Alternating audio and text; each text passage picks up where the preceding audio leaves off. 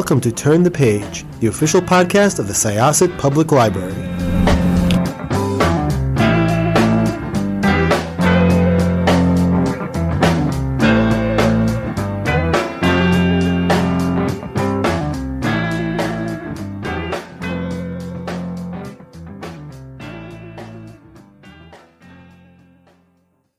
Okay, so this is Turn the Page podcast from Syosset Public Library with Stacey Mencher, and I am talking to...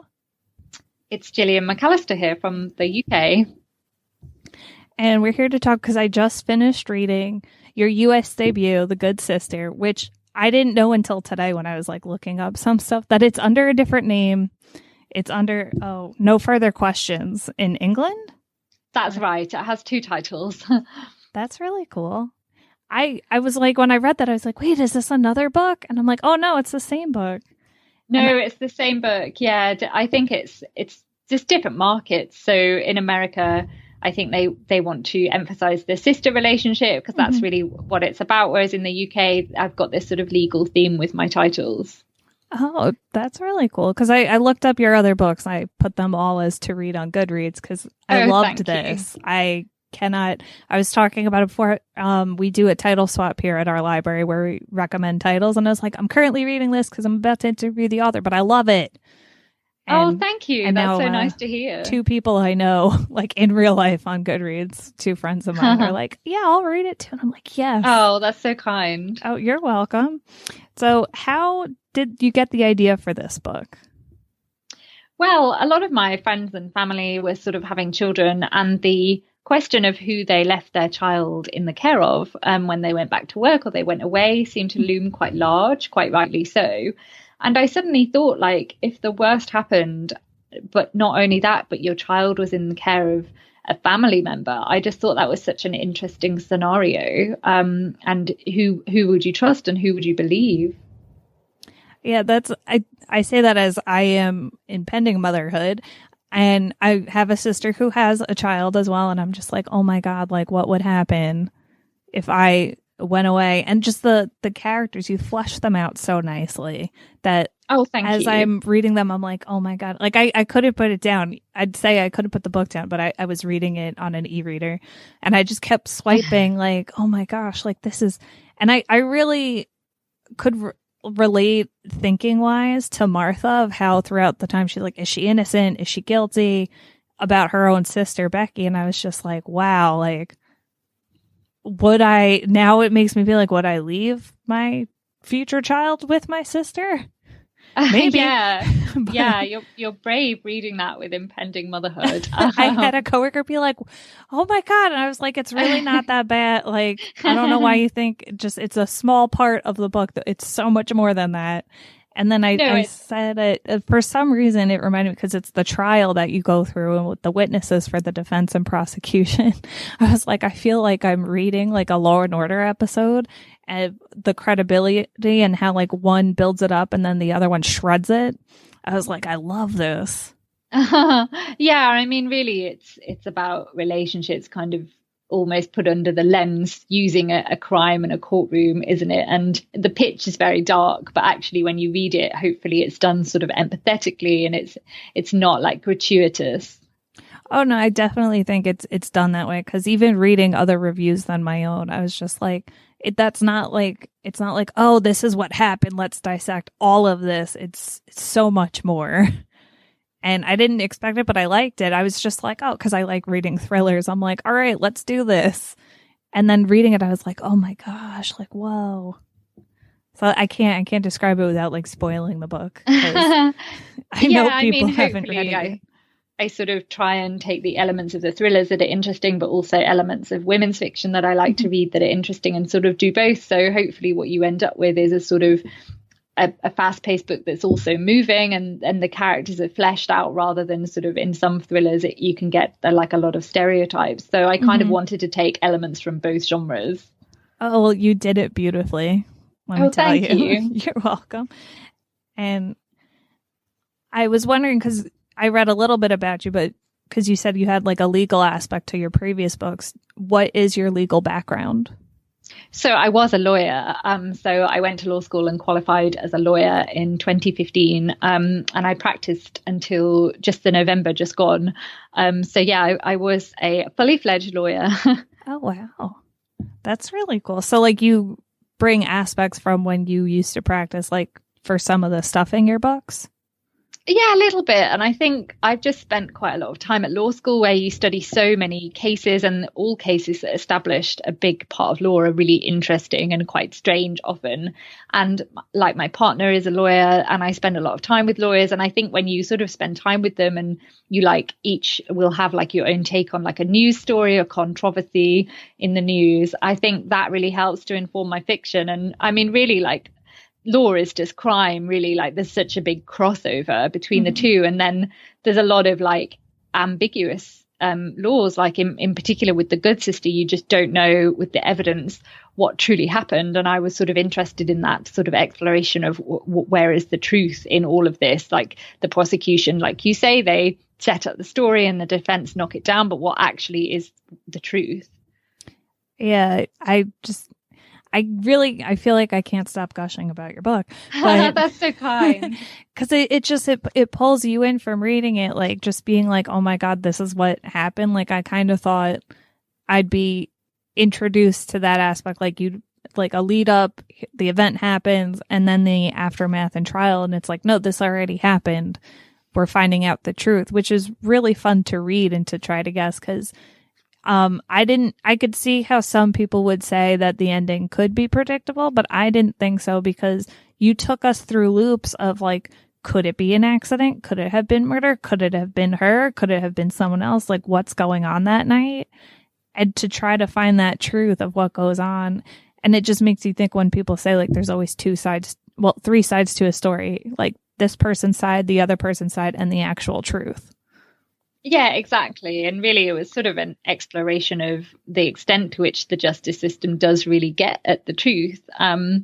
And yeah, I mean, there is a little twist at the end, but really, it's also about their sort of journey the siblings go on and the emotional growth. That's really where that's the stuff I really like to write.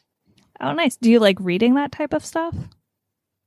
I do, yeah. I really like, I mean, there aren't many authors, I think, that sort of sit where I do, which is a real crossover between thrillers and women's fiction. But I just think, why do one when you can kind of do both without being at the expense of another? But yeah, I definitely love to read, like Lisa Jewell, I think does it quite well. I've loved Emily Giffin for years. I read a book called Apple Tree Yard. I don't know if it had an American release, by somebody called Louise Doughty over here, which explored an affair but through the courtroom, and that was really quite formative for me. I think it came out here in America because I remember seeing a cover and I was like, oh, that's really cool. I'll put it on my to read list. Yes, I would recommend it. Oh, nice.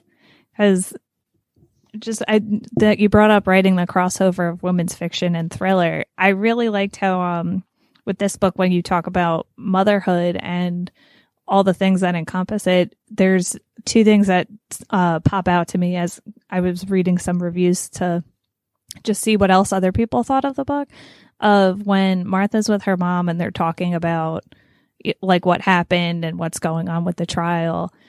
And then even when Martha's sitting outside, I think on one of the breaks with her husband, Scott, she's like, I'm the mother. Like I understand you weren't there too, but I wasn't there. And no one's looking at you. No one cares that you weren't there, especially in the public sphere of opinion of what's going on with the trial. And I thought that was really interesting because you see across media that like it's always whenever like with kids, babies, whatever age of children, it's always moms that get criticized or like looked on upon rather than the dads. Oh, exactly. And I was really keen to explore that sort of inequality. And I think it is coming into the public domain a little bit now, like some kind of high profile female celebrities are saying their sort of male counterparts don't get asked where the children are when they're, playing tennis or acting in movies or whatever it is they do. And I really wanted to sort of use fiction as a device to explore, like, there are two parents in this scenario, but only one of them is really blamed.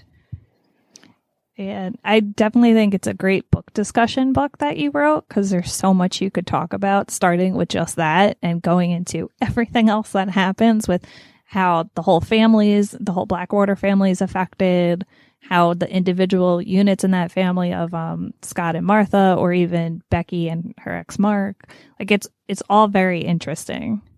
Oh, thank you. Yeah, I like to think there are sort of familial themes and lots to sort of pick apart there.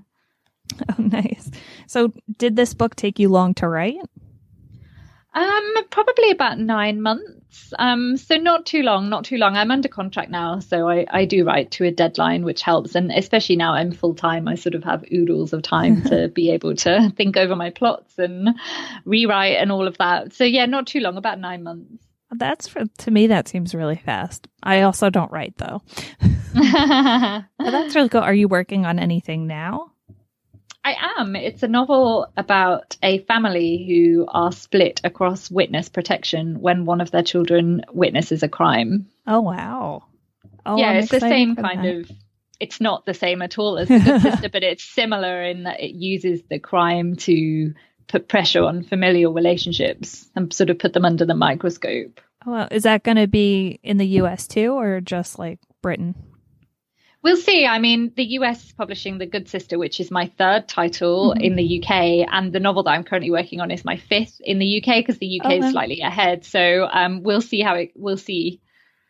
I hope so, because I went to go look for your other books and I'm like, oh, this is her US debut. I was like, it is my debut. It's my debut. Which is so exciting. So I'm very happy for you. And I hope that all your backlist gets published as well.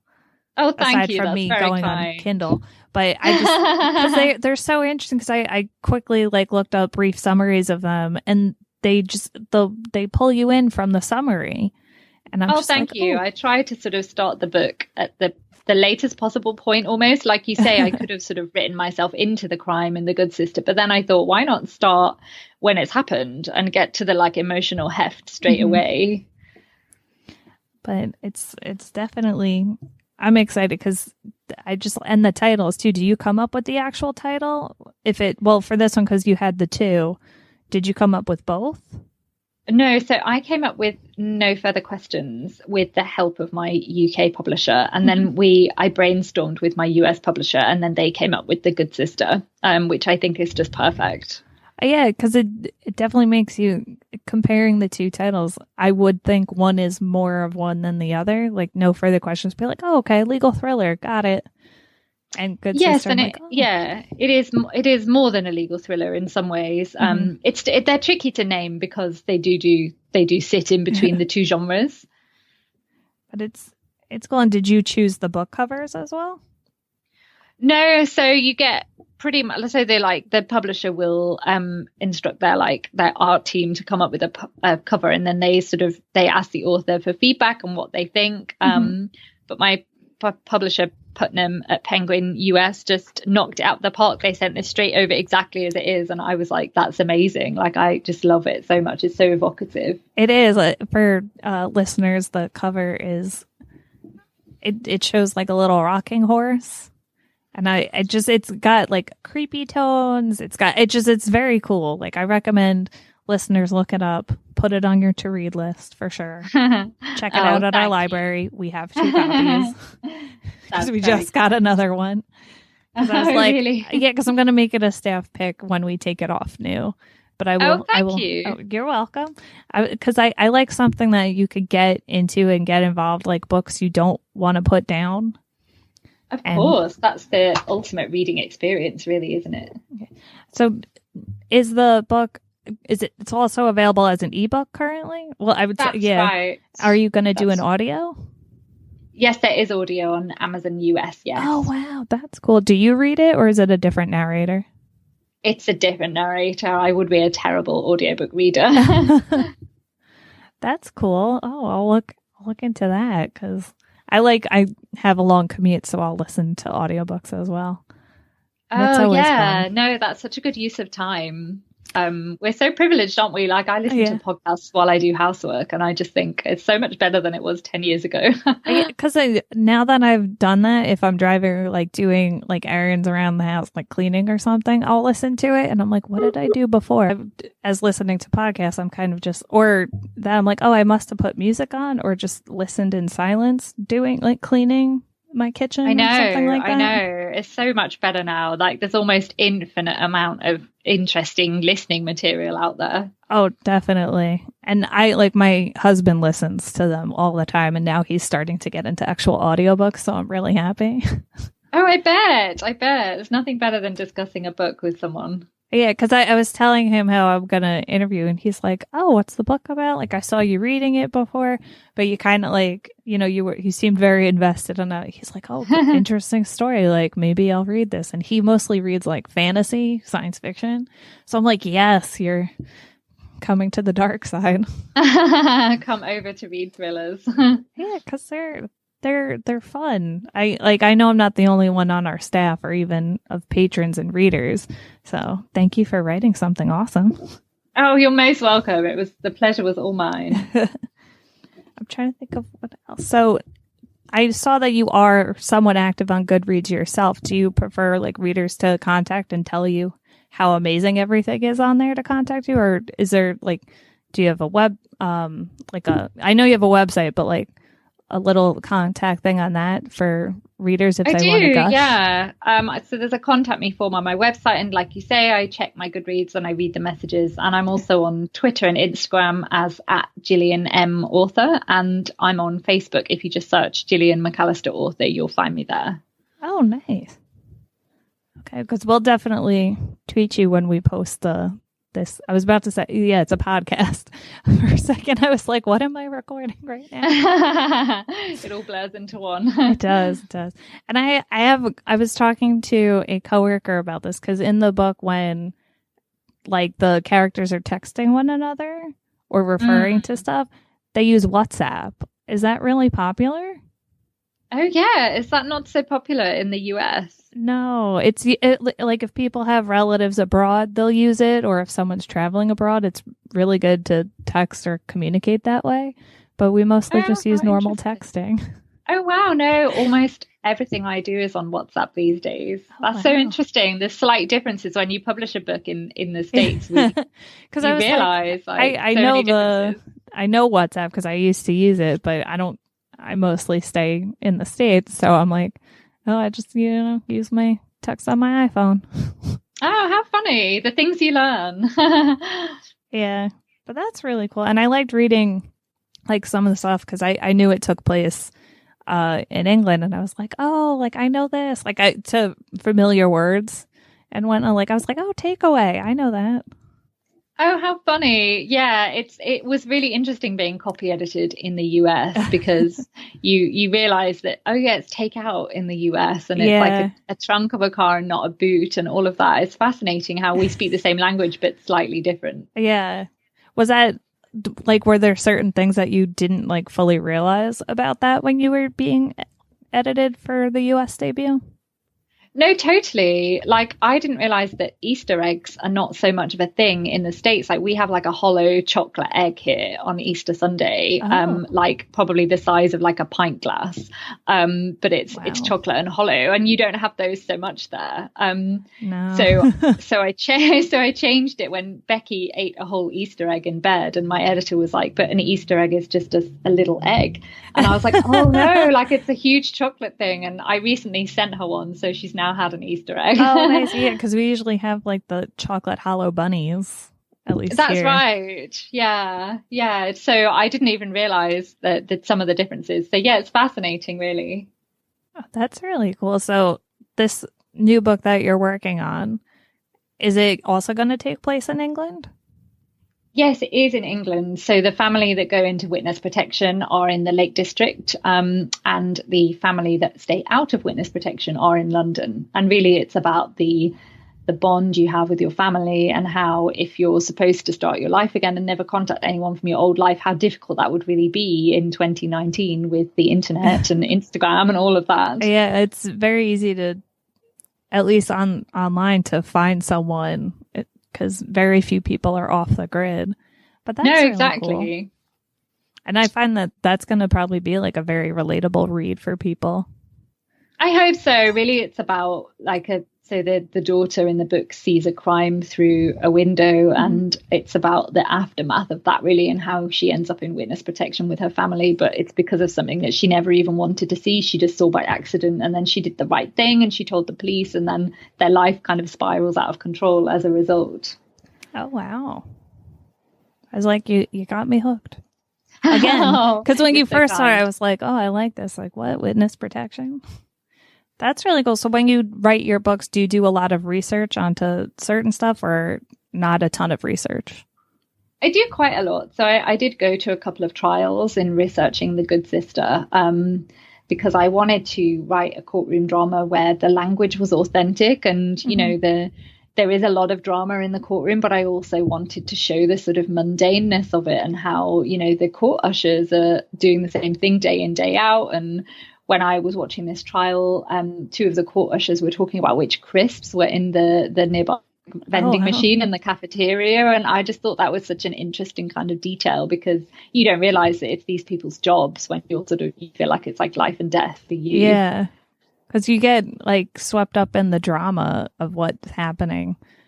I was like, I've never actually witnessed a trial myself, but just, well, I'm sure like TV and movies definitely overemphasize certain aspects, but that's what you think of when, you know, you think of like trials and courtroom. It's something big's happening. And like sometimes it's yes, totally. That's really cool. And then I have to ask, because while reading it got, in the beginning, I saw like when they're in the trial in England, they wear the white wigs. They do. Yes, they do. Which I understand they don't in America. No, not at all. So that's interesting. Yeah. I've seen it on TV. Like, I think it was in a movie I was watching and I was just like, oh, I have to ask if that's real. So no, really it is. cool. And wow. It's really antiquated and sort of there's a lot of like pomp and circumstance. I think it's about giving the courtroom sort of gravitas. But yeah, it's very strange. It's like a country like no other, really, the UK's justice system. Thank you for explaining all that and for talking to us about your book. Because that's no problem. You're most welcome. Because it's so exciting. Because I was like, oh my God, like this. I couldn't put it down. I couldn't stop telling people about it. Oh, that is exactly what authors want to hear. So thank you. So thank you once again for coming to interview with us on the Turn the Page podcast. We're going to close this chapter and hope to hear from you soon and see more of your books here in the States. Thank you so much. It's time to close this chapter of Turn the Page. Join us for the next episode.